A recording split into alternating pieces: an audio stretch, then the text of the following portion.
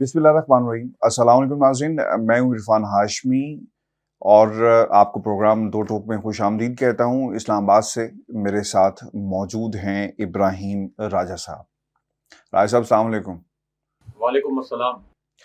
अच्छा राजा साहब, हम काफ़ी दिनों के बाद जो है प्रोग्राम दोबारा शुरू कर रहे हैं। कुछ सवालात लोगों के थे और ऑब्वियसली एक कंसर्न पाया जाता था कि शायद दो टोक हमने जो है वो किसी प्रेशर के नतीजे में जो है वो बंद कर दिया है। बिल्कुल ऐसा नहीं था। तमाम सुनने वालों को आज से दो टोक जो है वो दोबारा सुनने को मिलेगा और दो टोक मिलेगा इंशाल्लाह। किसी प्रेशर में ये प्लेटफॉर्म नहीं आएगा और तमाम खबरें और तज्ज़िये जो उसी तरह मिलते रहेंगे। कुछ एक बहुत ही बड़ा सदमा जिससे ऑब्वियसली हम सब गुजर रहे हैं। मेरे बड़े भाई का इंतकाल हो गया और फिर आप हज पर भी थे, तो इसलिए ये एक बुनियादी वजह बनी। इस प्रोग्राम को डिसकंटिन्यू करना पड़ा हमें कुछ हफ्तों के लिए, लेकिन इंशाल्लाह हम अब एक दोबारा जो है ये सिलसिला शुरू कर रहे हैं वहीं से जहां से ये सिलसिला जो है वो हमारा टूटा था।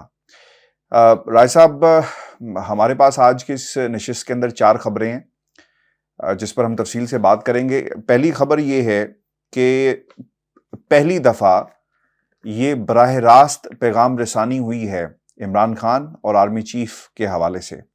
ये पैगाम रसानी क्या थी, क्या पैगाम भेजा गया, इसकी तफसील सुनाएंगे अपने सुनने वालों को। और फिर दुबई प्लान के बाद क्या 2 बड़ी खबरें जो हैं वो लीक हुई हैं और ये दुबई प्लान का इसने भांडा फोड़ दिया है।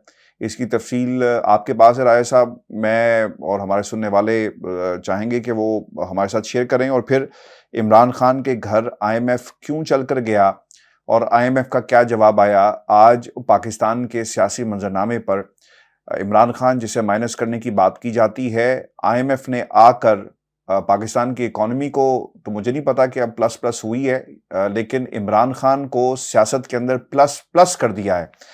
इस पर भी तफसील से हम बात करेंगे। और फिर राय साहब, इलेक्शन की तारीख के हवाले से भी हमारे पास एक खबर है, उसका भी अहाता करेंगे आज की इस नशिस्त के अंदर। राय साहब, खान साहब की गुफ्तगू जो है वो तो बंद ही थी, बल्कि अब उनकी तस्वीर को भी ब्लर करके पाकिस्तान के मीडिया पर जो है वो चलाया जाता है।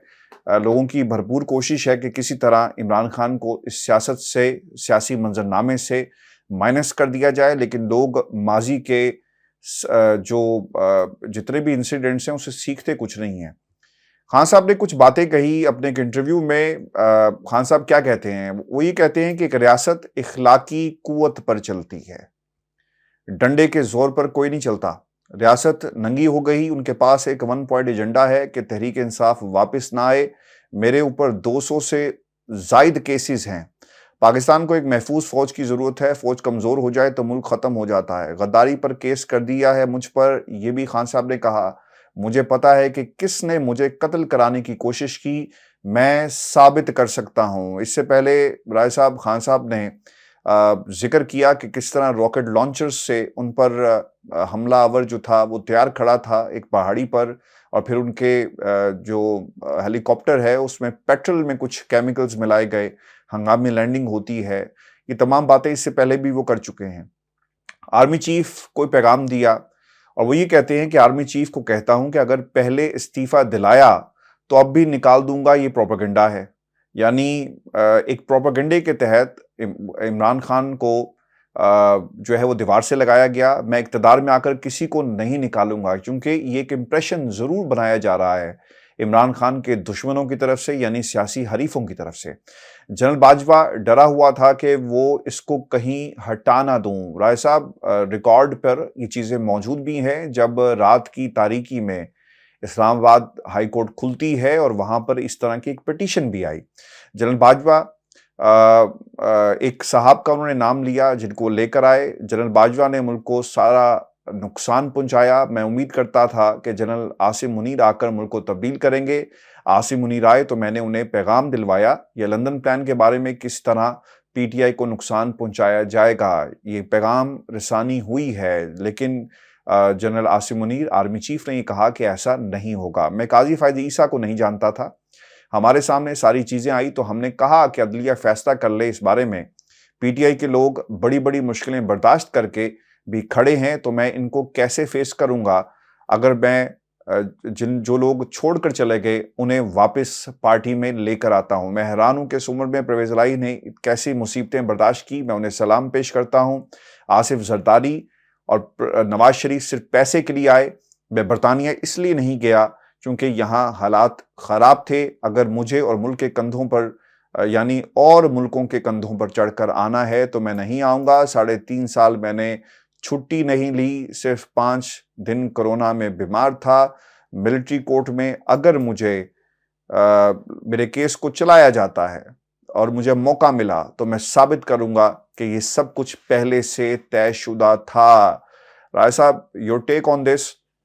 خان صاحب نے ڈائریکٹ پیغام بھیج دیا ہے, پاکستان کا میڈیا نہیں چلا رہا, اور مجھے نہیں پتا کہ اس پر بات ہمیں اس طرح کرنی چاہیے نہیں کرنی چاہیے, چونکہ ایسا لگ رہا ہے کہ سارے کے سارے مل کر عمران خان کے خلاف جو ہے ایک کیمپین چلا رہے ہیں. تصویریں بلر ہونا, رائے صاحب اس سے زیادہ فسطائیت کیا ہوگی کہ عمران خان کی تصویر کو بلر کر کے پاکستان کے ٹیلی ویژن چینلز پر چلایا جا رہا ہے. میں اس لیے یہ بات بھی کر رہا ہوں رائے صاحب کیونکہ 9 مئی کے واقعات, سپریم کورٹ پاکستان کی ایک ججمنٹ آ گئی ہے, تحریری فیصلہ, جس میں عمران خان کے اس بیان کو حصہ بنایا گیا ہے chief justice of Pakistan Umar Ata Bandial کی طرف سے, جس میں عمران خان نے 9 مئی کے واقعات کی نہ صرف مذمت کی بلکہ انہوں نے کہا کہ جو مجھ سے پیار کرتے ہیں وہ ایسا نہیں کر سکتے اور جو کچھ ہوا وہ ٹھیک نہیں تھا. یعنی اب یہ سپریم کورٹ پاکستان کی ججمنٹ کا ایک باقاعدہ حصہ ہے.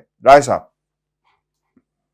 ہاشمی صاحب, ایک تو army chief general Asim Munir GHQ اور ایک اعلیٰ جنرل کے متعلق بھی ہمارے پاس ایک اہم خبر ہے, وہ خبر بھی اپنے ناظرین سے شیئر کرتے ہیں.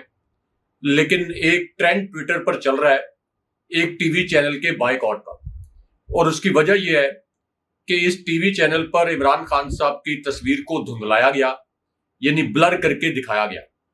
اب ایک طرف تو عمران خان صاحب کی تصویر کو بلر کیا گیا, دوسری جانب آج میں ایک سروے دیکھ رہا تھا کہ عمران خان صاحب کی پارٹی کے 262 رہنما ایسے ہیں جن کو اب تک تحریک انصاف سے الگ ہونے پر مجبور کیا گیا, یعنی جبر کے ذریعے انہیں الگ ہونے پر مجبور کیا گیا. 262 رہنما ایسے ہیں جو کہ سابق ارکان قومی اسمبلی, سابق ارکان صوبائی اسمبلی یا جو موجودہ اسمبلی ہیں ان کے ارکان, اور اسی طرح سابق ارکان سینٹ تھے.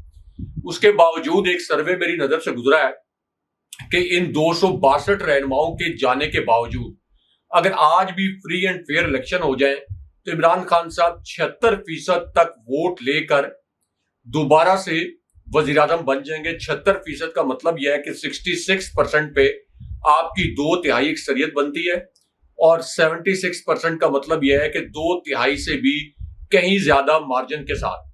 تو ایک ایسے لیڈر کو جس کو پہلے جناب باجوہ کی اسٹیبلشمنٹ نے مکمل طور پر دیوار کے ساتھ لگانے کی کوشش کی, پچھلے 3 ماہ میں خاص طور پر 9 مئی کے واقعات کے بعد جن کی عمران خان صاحب خود مذمت کر چکے ہیں, جس لیڈر کو بار بار دیوار سے لگا کر اس کی پارٹی کو کلعدم قرار دے کر اس کی پارٹی کے لیڈر توڑنے کے لیے دن رات ایک کیے جا رہے ہیں, عوام تو اس کے ساتھ کھڑے ہیں. اس لیے یہ جو ایکسرسائز ہے تصویر بلر کرنے کی, جس کا آپ نے اپنے انٹرو میں بھی ذکر کیا, یہ ایکسرسائز جو بھی چینلز کر رہے ہیں, ظاہر چینلز کی مجبوریاں ہوتی ہیں. پاکستان جیسے ممالک میں آپ کو پتا ہے کہ اوپر سے ایک آرڈر آ جاتا ہے اور چینلز کو وہ آرڈر اوبے کرنا پڑتا ہے. تو جو بھی یہ ایکسرسائز کر رہے ہیں اور جو بھی پیمرا سے ڈائریکٹر جاری ہو رہے ہیں یا PDM سے یا کسی بھی قوت کی جانب سے, تو یہ جو سرویز آ رہے ہیں ان کے مطابق تو یہ ایک فضول ایکسرسائز ہے, یعنی اس کا کوئی فائدہ نہیں ہو رہا ہے. عمران خان صاحب کو آپ نے ٹی وی چینلز پر بین کر دیا. آج میں یہ فگر بھی دیکھ رہا تھا, بڑا انٹرسٹنگ فگر, کہ عمران خان صاحب کی جو سوشل میڈیا پر پریزنس ہے, جب ان کا کوئی خطاب ہوتا ہے تو ان کے خطاب کی ویورشپ صرف یوٹیوب پہ مختلف چینلز پر 8-9 ملین تک چلی جاتی ہے, صرف یوٹیوب پر, یعنی 8-9 ملین 80-90 لاکھ لوگ. باقی ٹک ٹاک, فیس بک اور دیگر جو ڈیجیٹل آپ کے پلیٹ فارمز ہیں وہ ملا لیں تو یہ 1.5-2 کروڑ سے اوپر ویورشپ چلی جاتی ہے. پروبیبلی عمران خان صاحب کی ویورشپ جو ہے جب وہ ٹی وی پر آ رہے تھے اس وقت بھی اتنی نہیں تھی, جتنی کہ ویورشپ اب ان کی ہے، کیونکہ لوگ سننا چاہتے ہیں کہ عمران خان صاحب آخر کس کے متعلق کیا ایسی بات کہہ رہے ہیں جس کو چھپایا جا رہا ہے۔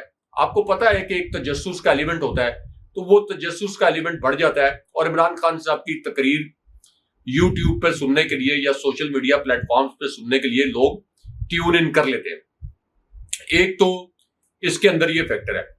دوسرا، ہاشمی صاحب ایک ایسا لیڈر جو کہ پاکستان کے اندر اور اس کی پارٹی پاکستان کے اندر واحد بائنڈنگ فورس، اب بھی واحد بائنڈنگ فورس ہے۔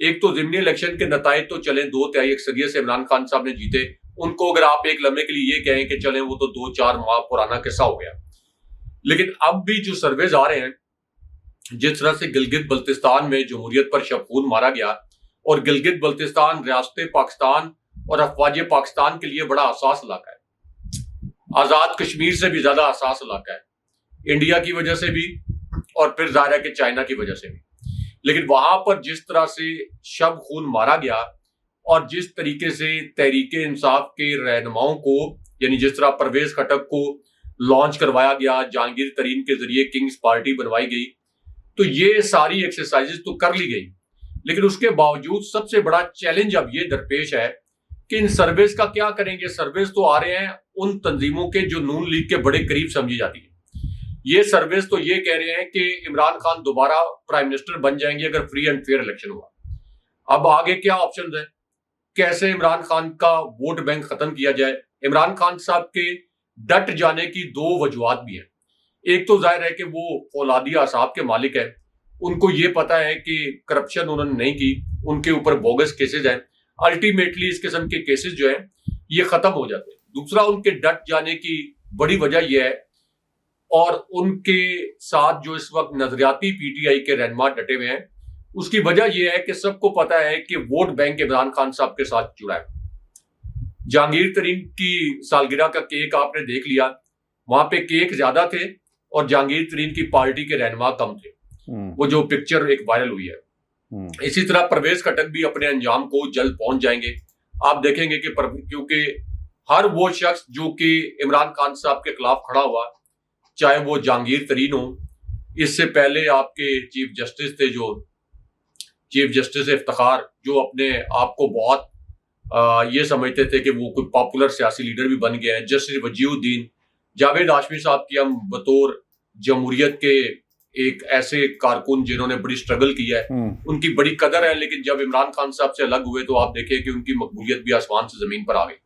تو عمران خان صاحب سے جو بھی الگ ہوتا ہے، عوام اس کو عبرت کا نشان بنا دیتے ہیں۔ سب سے بڑی مثال یہ ہے ہاشمی صاحب کہ جناب باجوہ، جنہوں نے عمران خان صاحب کو مائنس کرنے کی کوشش کی، عوام نے جناب باجوہ کو مائنس کر دیا، اور آج جناب باجوہ کوئی پبلک اپیرنس نہیں دے سکتے، کسی پبلک فورم پر نہیں جا سکتے، کوئی ان کی تصویر ویڈیو آ جائے تو ان کو اتنی تنقید کا سامنا کرنا پڑتا ہے کہ ان کے نام سے ٹرینڈ چلنا شروع ہو جاتے ہیں۔ تو ایک بات تو طے ہے کہ مائنس عمران خان فارمولہ یہ جہاں بھی بنا ہے، جن لوگوں نے بھی بنایا ہے، چاہے یہ بند کمروں میں بنا ہے، چاہے یہ پرائم منسٹر ہاؤس میں بنا ہے، یہ مائنس عمران خان فارمولہ ناکام ہو گیا ہے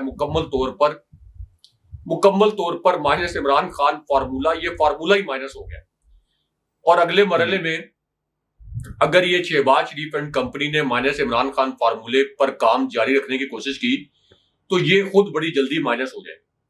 دوسرا، army chief general Asim Munir کو جو ایک پیغام بھیجا ہے عمران خان صاحب نے، ایک تو اس کے اندر پیغام یہ ہے کہ یہ شہباز شریف نے پارلیمنٹ کے اندر 2 تقریریں کی، اور ان دونوں تقریروں میں عمران خان صاحب پر یہ جھوٹا اور بے بنیاد الزام لگا دیا کہ عمران خان صاحب نے army chief general Asim Munir کے متعلق کو منفی بات کہی ہے۔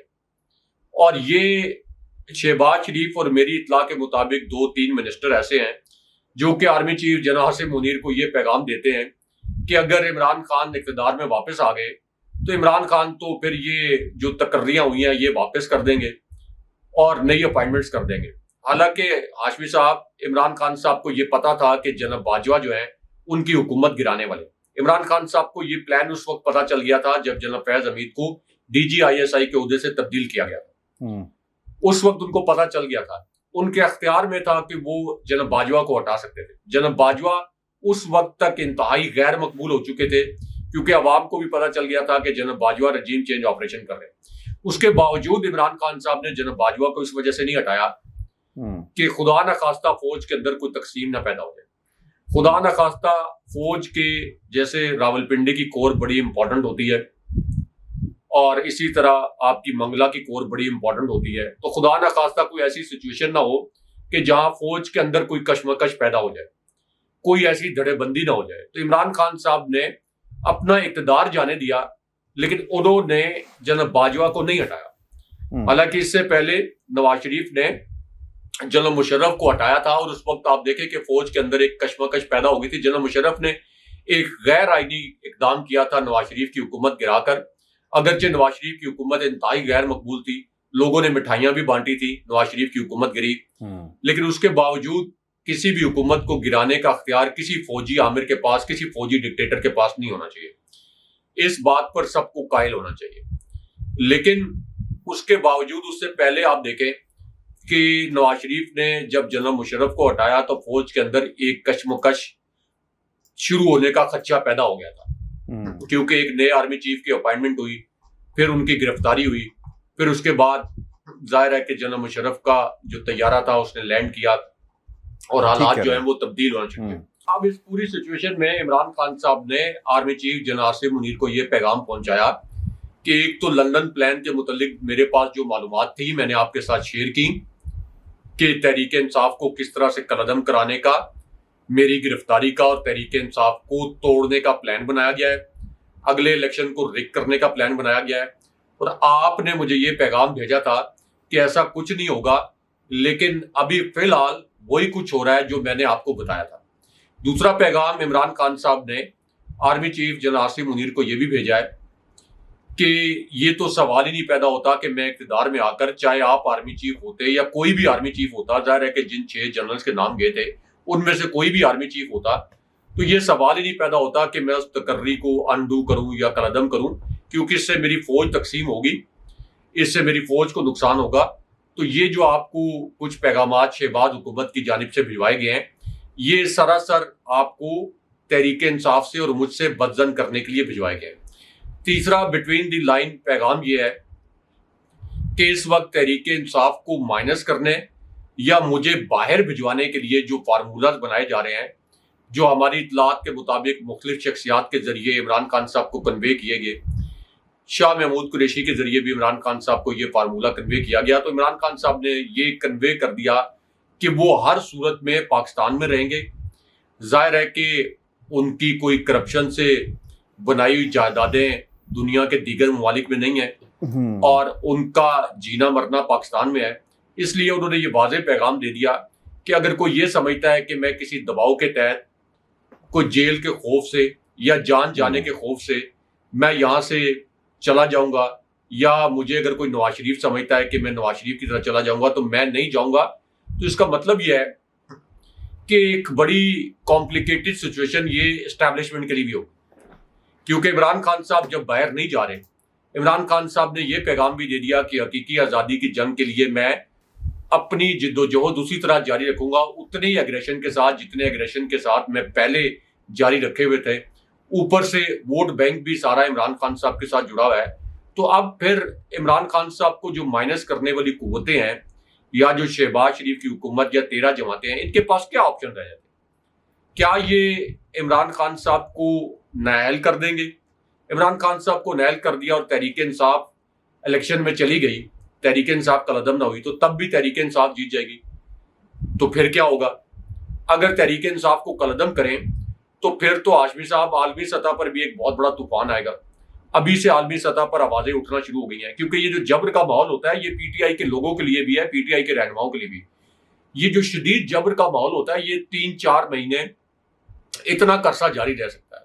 اس دباؤ کو بہت عرصہ قائم نہیں رکھا جا سکتا، کیونکہ انسانی حقوق کی تنظیموں کی آوازیں اٹھنا شروع ہو جاتی ہیں، انٹرنیشنل فورمز پر آوازیں اٹھنا شروع ہو جاتی ہیں، یورپی یونین سے آوازیں اٹھنا شروع ہو جاتی ہیں، امریکہ سے آوازیں اٹھنا شروع ہوتی ہیں۔ یعنی یہ نہیں ہے کہ امریکی گورنمنٹ کی طرف سے ضروری، لیکن کہیں نہ کہیں وائٹ ہاؤس کی بریفنگ میں خود فزیکلی اٹینڈ کر چکا ہوں وائٹ ہاؤس کی بریفنگز، تو وہاں پہ کوئی سوال ہو جائے گا تو وائٹ ہاؤس کے جو اسپوکس پرسن ہیں ان کو جواب تو دینا پڑے گا۔ یعنی پاکستان میں انسانی حقوق کی بدترین خلاف ورزیاں ہو رہی ہیں یا پاکستان کی سب سے بڑی پارٹی کو کالعدم کیا جا رہا ہے. اس پر ظاہر ہے کہ جب سوال کیا جائے گا تو اسٹیٹ ڈپارٹمنٹ کے اسپوکس پرسن تو وہ تو اس لیے یہ 3-4 مہینے سے زیادہ اس جبر کے ماحول کو برقرار رکھنا مشکل ہوتا ہے.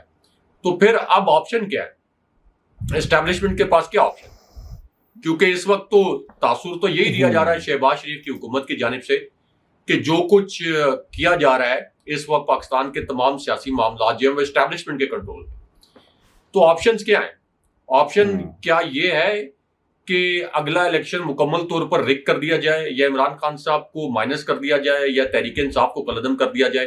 اور اگر ایک لمحے کے لیے یہ ازیوم کر لیں کہ یہ سب کر بھی دیا جائے تو اس کے بعد کیا ہوگا؟ کیا عمران خان صاحب احتجاج نہیں کریں گے؟ کیا لوگ احتجاج نہیں کریں گے؟ یہ جو آپ نفرتوں کے بیج بوئیں گے یہ تو پھر 1971 جیسے حالات پیدا کریں گے. آج نہیں کل نہیں، اللہ نہ کرے کہ پاکستان میں کبھی 1971 جیسا سانحہ دوبارہ ہو، لیکن آہستہ آہستہ اسی قسم کی وجوہات ہیں. اسی قسم کی وجوہات پر پہلے بھی 1971 کا سانحہ ہوا تھا اور پھر یہ آہستہ آہستہ حالات اسی جانب چلے تھے. اس لیے وے آؤٹ یہی ہے کہ فری اینڈ فیئر الیکشن کرائیں. الیکشن ہو. اچھا اب نا یہ ان حالات کے اندر ہے صاحب، یہ جو ملاقات ہوئی نا، میں بڑا آج حیران یہ بھی ہوا ان لوگوں کے چہروں کو دیکھ کر جو نون لیگ کے ہیں. ان کے پاس کوئی جواب نہیں تھا. جب کوئی ٹی وی چینل پہ سوال ہو رہا تھا نا کہ آپ تو کہتے تھے عمران خان مائنس ہو جائے گا، دیکھیں وہ تو پلس پلس ہو گیا. آئی ایم ایف جس کے ترلے آپ کر رہے تھے کہ بھائی جان پیسے دے دو خدا کے واسطے، وہ زمان پاک میں گیا ہے اور جا کر وہ ملاقات کر رہا ہے. اور آئی ایم ایف کا وفد جو ہے ملاقاتیں ہوتی ہیں، ان سے پوچھا جاتا ہے. اچھا اب یہ ملاقاتیں اس کا امپیکٹ کیا کریٹ ہوگا، میں اس کی طرف بھی آتا ہوں. لیکن راجہ صاحب یہ جو خطاب انہوں نے کیا ہے یہ بڑا امپورٹنٹ تھا. اس کے بعد خان صاحب نے F A T F, Khan صاحب یہ کہتے ہیں کہ ایف اے ٹی ایف نے پی ٹی آئی حکومت سے نیگوشیشن کرنی تھی، تب یہی پی ڈی ایم کی جماعتیں اپنی کرپشن بچانے کے لیے این آر او مانگ رہی تھی، اور آج ہم ایسے وقت پر مدد کر رہے ہیں جب ہمارے 10,000 کارکنان جیل میں ہیں اور ہماری پوری لیڈرشپ پر کریک ڈاؤن ہو رہا ہے. یعنی خان صاحب چاہتے تو کہہ سکتے تھے نا کہ ہم سپورٹ نہیں کریں گے، آپ کی ٹرمز کیا ہوئی ہیں حکومت کے ساتھ، لیکن سب سے پہلے پاکستان کا نعرہ عمران خان کی طرف سے لگا دیا گیا. میں نے ہمیشہ کہا کہ جب تک سیاسی استحکام نہیں آتا تب تک پاکستان ترقی نہیں کر سکتا. یہ ایسا ہی ہے جیسے کینسر کا علاج آپ ڈسپلین سے کرنا چاہیں. اور میں نے آج یہی آئی ایم ایف کو بتایا ہے کہ جب بھی نون لیگ حکومت کر کے چھوڑتی ہے، پاکستان ہمیشہ جو ہے وہ ڈیفالٹ کی صورتحال سے دوچار ہوتا ہے. ایک سال میں ہمیں 7.5 ارب ڈالر کا نقصان ہوا. جب تک صاف اور شفاف الیکشن نہیں ہوں گے تب تک سیاسی استحکام نہیں آئے گا، تب تک معیشت بھی نہیں سنبھل پائے گی. لیکن بدقسمتی سے حکومت کی پالیسیز دوسری طرف جا رہی ہیں. کینسر کا علاج ڈسپلین سے نہیں ہو سکتا. کینسر کا علاج تب ہوگا جب صاف الیکشن کروائے جائیں گے اور وہ آئی ایم ایف کے ساتھ ڈیل کرے گی. عوام کی نمائندہ حکومت جو نئی حکومت آئے گی اور پاکستان کے لیے اصلاحات ضروری ہیں، وہ تبھی حالات جو ہیں قابو میں آئیں گے. اگر پولیٹیکل انجینئرنگ کر کے دھاندلی زدہ الیکشن کروانا ہے اور اس الیکشن سے انہی کو واپس لانا ہے تو ملک کی ایک فیڈرل جماعت کو دیوار کے ساتھ لگانا ہے، تو اس سب کے سب بڑا نقصان پاکستان کی عوام کا ہوگا. ایک نقطہ انہوں نے اور بھی کہا تھا جو یہاں پر اس طرح رپورٹ نہیں ہوا، وہ نقطہ یہ تھا کہ آئی ایم ایف کے وفد کو انہوں نے واضح کہا کہ آپ دیکھ لیں میری ساری کی ساری ٹیم اس وقت زوم پر موجود ہے اور یہ انڈر گراؤنڈ ہے، اور یہ اس لیے نہیں باہر آ سکتی کیونکہ لوگ جو ہیں وہ ان کو پکڑنا چاہتے ہیں، ان کے خلاف مقدمات جھوٹے بنائے گئے، اور میری انڈر گراؤنڈ ٹیم اس وقت آپ سے مذاکرات کے اندر بیٹھی ہوئی ہے. یہ وہ حالات ہیں جو اس وقت ہو رہے ہیں. اس کے اوپر ایک تو حماد اظہر صاحب کا بھی ایک آیا ریئیکشن. وہ یہ کہتے ہیں کہ آئی ایم ایف کے ساتھ 9 ماہ کا سٹینڈ بائی معاہدے کا مسودہ اگلے ہفتے آئی ایم ایف کے بورڈ کے سامنے واشنگٹن میں منظوری کے لیے پیش کیا جائے گا، اور اس سلسلے میں پاکستان تحریک انصاف سے معاہدے کی حمایت کے لیے درخواست کی گئی ہے. اس سے پہلے شاہ محمود قریشی نے بھی یہ کہا کہ جب وہ کورٹ آئے آج عمران خان کے ساتھ آئی ایم ایف کے وفد کی ملاقات ہوگی. رائے صاحب یہ پی ٹی آئی تو کچھ زیادہ ہی مہربان ہو گئی ہے. یہ پاکستان پہ مہربان ہوئی ہے، اپنے حالات پہ مہربان ہوئی ہے، کس پہ مہربان ہوئی ہے؟ دیکھیں آشفی صاحب، میں بطور صحافی اس بات کا عینی شاہد ہوں اور گواہ ہوں کہ ایف اے ٹی ایف پر جب پارلیمنٹ میں قانون سازی ہو رہی تھی تو یہ پی ڈی ایم جو ہے اس نے اس وقت ریاست کو بلیک میل کرنے کی کوشش کی حالانکہ FATF کی گرے لسٹ میں پاکستان کا نام ہونے سے پاکستان کو ناقابل تلافی نقصان ہو رہا تھا، لیکن انہوں نے اس وقت جو شرائط رکھی کہ نیب قوانین میں ترامیم کریں اور اس کے بعد ہمارے جو کیسز ہیں وہ ختم کریں، ہمیں ریلیف دیں، تو اس وقت تو انہوں نے ریاست کے مفاد کو مقدم نہیں رکھا۔ دوسری جانب عمران خان صاحب، جنہیں تاریخ کا، میں یہ کہہ رہا ہوں کہ تاریخ کے بدترین جبر کا سامنا ہے اس وقت تحریک انصاف کو۔ میرے اپنے پورے صحافتی کریئر میں ہاشمی صاحب 22-23 سال کے صحافتی کریئر میں نے کسی جماعت کو اس طرح کے جبر کا سامنا کرتے نہیں دیکھا۔ تو عمران خان صاحب کو جس قسم کے جبر کا سامنا ہے، اس کے باوجود ان کو یہ بھی پتا تھا کہ اگر IMF کی یہ ڈیل ہو گئی تو اس حکومت کو کچھ نہ کچھ استحکام مل جائے گا۔ ظاہر ہے کہ IMF کی ڈیل سے ایک معاشی استحکام کچھ نہ کچھ کسی نہ کسی حد تک کسی بھی ملک کو ملتا ہے، جس طرح سے ہم مکمل طور پر دیوالیہ ہو چکے تھے، لیکن اس کے باوجود عمران خان صاحب نے سیاسی پوائنٹ سکورنگ کی بجائے یہاں پر انہوں نے ریاست پاکستان ایک لیڈر کے طور پر، جس کا جینا مرنا پاکستان میں ہے، تو ریاست پاکستان کا مقدمہ لڑا اور انہوں نے اس ڈیل کی مخالفت نہیں کی، بلکہ انہوں نے یہ کہا کہ یہ ڈیل پاکستان کو ملنی چاہیے تاکہ پاکستان کے اندر کسی نہ کسی حد تک معاشی استحکام آئے۔ تو یہ ہوتا ہے ایک ذمہ دار لیڈر، بجائے اس کے کہ وہ یہ کہتے ہیں کہ IMF یہ کنڈیشن ساتھ رکھے کہ یہ IMF نے اس کے اوپر بائی دا وے کنسرن ظاہر کیے تھے پہلے۔ آپ کو پتا ہوگا کہ IMF کی سربراہ کی جانب سے یہ تحفظات آئے تھے کہ پاکستان کے اندر انسانی حقوق کی خلاف ورزیاں ہو رہی ہیں اور ایک پارٹی کو نشانہ بنایا جا رہا ہے، تو اس پر پھر یہ اسحاق ڈار نے کہا تھا یہ تو پاکستان کا اندرونی معاملہ ہے۔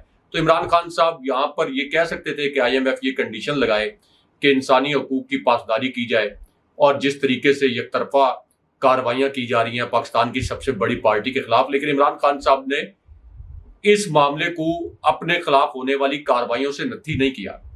تو اس سے بھی ایک پیغام ملتا ہے پاکستان کی طاقتور قوتوں کو، پاکستان کے جو عدلیہ میں بیٹھے ہوئے طاقتور کردار ہیں، پاکستان کے اسٹیبلشمنٹ میں بیٹھے ہوئے طاقتور کردار ہیں، کہ اس وقت وہ کون سے لوگ ہیں، کیونکہ اسٹیبلشمنٹ اگر ملک کو آگے لے جانا چاہتی ہے یا اس کا انٹینٹ یہ ہے کہ ملک کو آگے لے جایا جائے، تو اس کو بھی یہ ایک پیغام ملا ہے کہ کون سی ایسی سیاسی قوت ہے جو کہ ریاست پاکستان کے ساتھ سنسیئر ہے۔ دوسرا، اسٹیبلشمنٹ کے لیے آپشن بھی ہاشمی صاحب، اگر اسٹیبلشمنٹ ایک وسیع نظری سے دیکھے تو آپشن بھی یہی ہے، آپشن یہی ہے جیسے army chief general Asim Munir نے ایک بڑی زبردست بات کی اور DG ISPR نے بھی کی تھی کہ فوج جو ہے وہ عوام سے طاقت حاصل کرتی ہے، کوئی بھی فوج عوام سے قوت حاصل کرتی ہے، اور کوئی بھی طاقت جو کہ عوام کو فوج سے بدزن کرے اس کا محاسبہ ہونا چاہیے، یعنی وہ کوئی بھی قوت ہو۔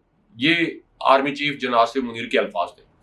تو اس وقت تو فوج سے عوام کو بدزن کرنے کا جو ایڈونچر ہے یا مس ایڈونچر ہے، یہ تو شہباز شریف کر رہے ہیں، کیونکہ عوام تو عمران خان صاحب کے ساتھ کھڑے ہیں۔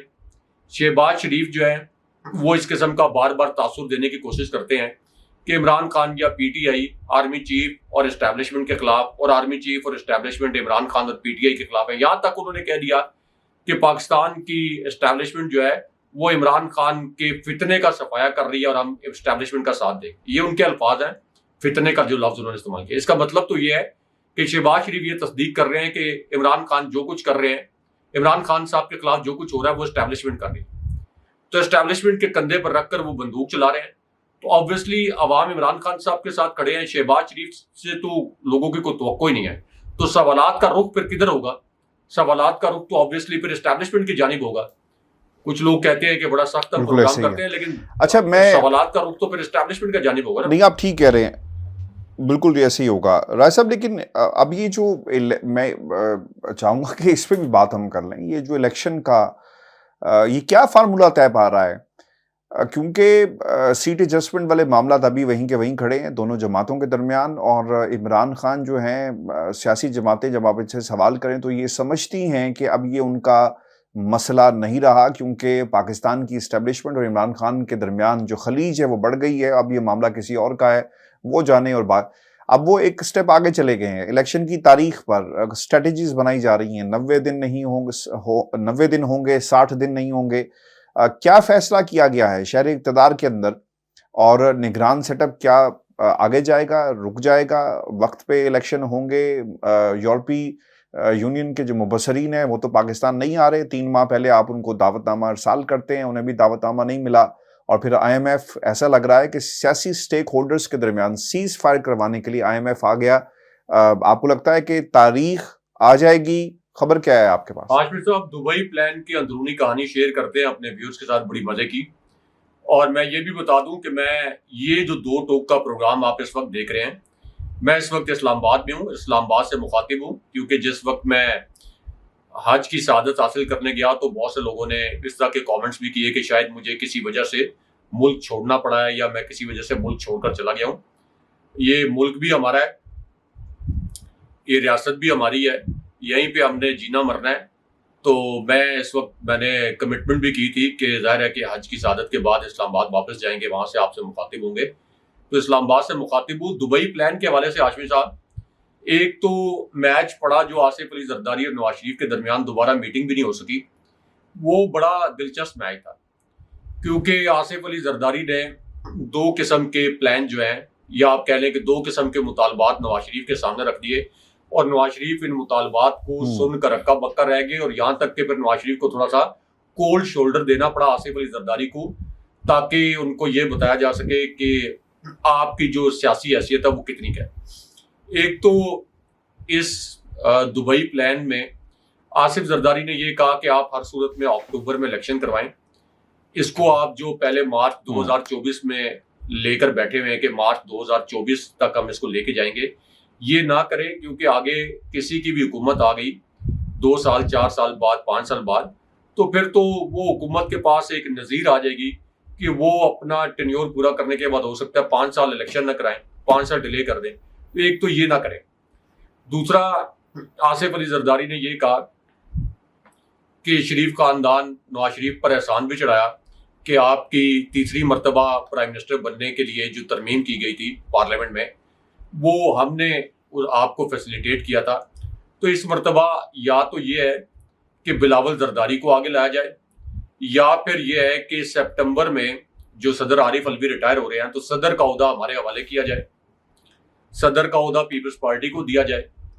اور تیسرا یہ کہ پنجاب میں وسیع اور عریض پیمانے پر ہمیں نشستیں چاہیے ہر صورت میں. اب پنجاب جو جیتتا ہے وہ وفاق میں حکومت بناتا ہے. پنجاب میں آلریڈی, یعنی یہ تو نہیں کہا گیا کہ کوئی ہمیں نون لیگ سے بھی زیادہ نشستیں دے دیں, لیکن پنجاب میں آلریڈی نون لیگ کو پی ٹی آئی کی جانب سے اس جبر کے ماحول کے باوجود انتہائی مشکل حالات کا سامنا ہے. نون لیگ کو پنجاب میں بھی, تو اگر وہ پیپلز پارٹی کو بھی وسیع پیمانے پر نشستیں دے دیں تو پھر نون لیگ اپنا وزیر اعظم کیسے بنائے گی؟ یہ بھی ان کے لیے ایک بڑا چیلنج ہے. تو یہ جو ان کی ملاقات ہوئی ہے یہ اچھے نوٹ پر ختم نہیں ہوئی. اس کے بعد جو ان کی دوسرے درجے کی قیادت ہے, انہوں نے کوشش کی اگلے 2 دن میں کہ آصف علی زرداری کی اور نواز شریف کی ملاقات کا ایک اور مرحلہ ہو جائے, لیکن وہ مرحلہ نہیں ہو سکا. اگلے 2 دن تک وہ مرحلہ جو ہے انہوں نے پوری کوشش کی, وہ مرحلہ نہیں ہو سکا. اور ابھی تک اس بات کے اوپر بھی پھر رضامندی ظاہر نہیں کی گئی کہ صدر عارف الوی کی جو جو ان کی میعاد ختم ہو رہی ہے صدر کے طور پر, اس کے بعد کوئی پیپلز پارٹی کو صدر کا عہدہ دے دیا جائے یا کوئی آصف زرداری کو صدر بنا دیا جائے دوبارہ. تو اس بات پر تو ایک ڈیڈ لاک موجود ہے. تو ایک تو یہ جو 13 جماعتیں ہیں یہ اپنے اپنے مفادات کے لیے اس وقت آپس میں دستوں گریباں ہو گئی ہیں. اس کا فائدہ عمران خان صاحب کو تو پہنچے گا, سیاسی فائدہ, لیکن ریاست کو اوور آل ہاشمی صاحب اگر یہ 13 جماعتوں کو دوبارہ مسلط کرنے کی کوشش کی گئی تو ظاہر ہے کہ یہ اپنے مفادات کے لیے اسی طرح ریاست کے مختلف ٹکڑے کریں گے, یعنی مفادات کے لیے مختلف ٹکڑے کریں گے, اور ان کے سیاسی مفادات تو پورے ہوتے رہیں گے, لیکن ریاست آپ کی کبھی مستحکم نہیں ہوگی. اس وقت پاکستان کو جن حالات کا سامنا ہے, مشکل حالات میں, آپ کو ایک ایسی حکومت کی ضرورت ہے جو کہ 2/3 اکثریت سے آئے, جس کے پاس پورا حکومتی مینڈیٹ ہو, جو مشکل فیصلے کر سکے, جس حکومت کے مشکل فیصلوں کو عوام قبول کریں اور عوام کو ان حکمرانوں پر اعتماد ہو. تو اس پوری صورتحال میں واحد آپشن کیا ہے؟ یعنی سرویز تو یہ بتا رہے ہیں کہ عمران خان صاحب 2/3 اکثریت سے زائد مارجن سے جیت جائیں گے. آپ الیکشن کرائیں free and fair, Imran Khan صاحب نہ جیتے تو سو بسم اللہ پی ڈی ایم آ جائے, عمران خان صاحب نے پہلے بھی جب اپنے پہلے سال میں انتہائی مشکل فیصلے کیے تھے انتخابی معاشی اصلاحات کے لیے، لیکن آپ دیکھیں کہ عمران خان صاحب کے ان فیصلوں کو لوگوں نے قبول کیا، کیونکہ لوگوں کو پتا تھا کہ عمران خان صاحب نے یہ جو مشکل فیصلے کیے ہیں اس کے نتیجے میں کوئی پیسے انہوں نے اپنی جیب میں نہیں ڈالنے، کوئی شاہی مالات نہیں بنانے، کوئی منی لانڈرنگ سے انہوں نے پیسہ باہر نہیں لے کے جانا. لیکن ان کو تو 1 روپیہ کوئی دینے کے لیے تیار نہیں ہاشمی صاحب، معاشی اصلاحات کے نام پر. اس قدر انہوں نے پہلی مہنگائی کر دی ہے، لاکھوں روپے لوگوں کے بجلی کے بل آ رہے ہیں، تو اس وجہ سے ان پر تو لوگوں کا ٹرسٹ نہیں ہے. لیکن بہرحال الیکشن ہی اس طرح کے مشکل حالات میں آگے جانے کا ایک واحد راستہ ہوتا ہے. اور اب تو الیکشن کی ڈیٹ آ گئی نا، اب تو آپ کو اگست میں اسمبلیاں تحلیل کرنی ہے. شہباز شریف نے تو یہ اعلان کر دیا، جیسے ہمارے تھمبنیل میں بھی ہمارے ویورز دیکھ رہے ہیں کہ الیکشن کی تاریخ کا اعلان. انہوں نے کہا کہ ہم وقت کے اوپر الیکشن کرائیں گے، وقت کے اوپر ہم چھوڑ دیں گے یہ حکومت. تو وقت کا مطلب یہ ہے کہ 10 سے 15 اگست کے درمیان قومی اسمبلی تحلیل ہونی چاہیے، اور ہر صورت میں اکتوبر میں الیکشن ہونے چاہیے. اور اکتوبر میں فری اینڈ فیئر الیکشن ہوا تو اس کے نتائج ہمارے سامنے ہیں. دوسرا یہ کہ کوئی 20 پروگراموں میں بار بار ہم نے بتایا ایک جنرل صاحب کے متعلق کہ کورٹ مارشل ہو رہا ہے. ہمارے ویورز ہم سے بار بار یہ پوچھتے تھے، مجھ سے بھی بار بار میرے اپنے پلیٹ فارم پر بھی یہ کامنٹ کرتے تھے کہ یہ کون دیتا ہے آپ کو خبریں؟ یہ ذرائع سے آپ کے پاس خبریں آتی ہیں، وہ صحافی کیا جس کے پاس ذرائع سے خبریں؟ وہ دیکھ لیں کہ 20-25 دن بعد D G S P R نے ہماری تمام خبروں کی تصدیق کر دی. یہ زوم والی میٹنگ کہ کورٹ مارشل ہو رہا ہے، کورٹ مارشل ہو گیا. میں نے تو بتایا تھا کہ آخری مرحلہ بھی مکمل ہو گیا، برطرفی ہو گئی. اور یہ زوم کی جو میٹنگ تھی یہ جو ابھی آئی ایم ایف کے ساتھ ہوئی، اس کے متعلق میں نے بتایا کہ آج سے 20 دن پہلے کہ عمران خان صاحب کی زوم پر ایک میٹنگ ہوئی ہے، خفیہ میٹنگ، جو انڈر گراؤنڈ رہنما ہے. ان سب رہنماؤں نے یہ کہا عمران خان صاحب کو کہ -1 فارمولہ آپ نے کسی صورت قبول نہیں کرنا، ہم آپ کے ساتھ کھڑے ہیں، کسی صورت آپ کا ساتھ. اس وقت بھی ویورز یہ سوال کر رہے تھے کہ یہ خبر تو کسی چینل پر نہیں چلی، تو آپ کو کون خبریں دیتا؟ تو ذرائع سے ہی خبریں آتی، ہر صاحب چینل پہ خبریں نہیں چلتی. رائے صاحب آج کل چینل پہ خبریں نہیں چلتی، چینل پر صرف جو ہے وہ پریس ریلیزیں چلتی ہیں. یہاں پہ تو چینل چھوڑیں، ایون کہ ججز جو ہیں وہ اپنے فیصلوں میں قانون کی باتیں کم اور کسی پارٹی کی پریس ریلیز جو ہے وہ فیصلے زیادہ لگتے ہیں. اب تو خیر پورے کا پورا نظام ہی بدل گیا. ویورز یہ شو تھا آج کا ہمارا، آپ نے کمنٹس بھیجیے گا، انشاءاللہ اسی طرح اسی پلیٹ فارم سے ہم آپ سے مخاطب ہوتے رہیں گے. اور یہ جو سلسلہ پچھلے 26 دن سے منقطع ہو گیا تھا کچھ وجوہات کی بنا پر، انشاءاللہ یہ سلسلہ دوبارہ اب اسی طرح جاری رہے گا. اپنے کمنٹس ضرور بھیجیے گا، چینل کو سبسکرائب کرنا مت بھولیں. مجھے اور ابراہیم رائے صاحب کو اجازت دیجیے. اللہ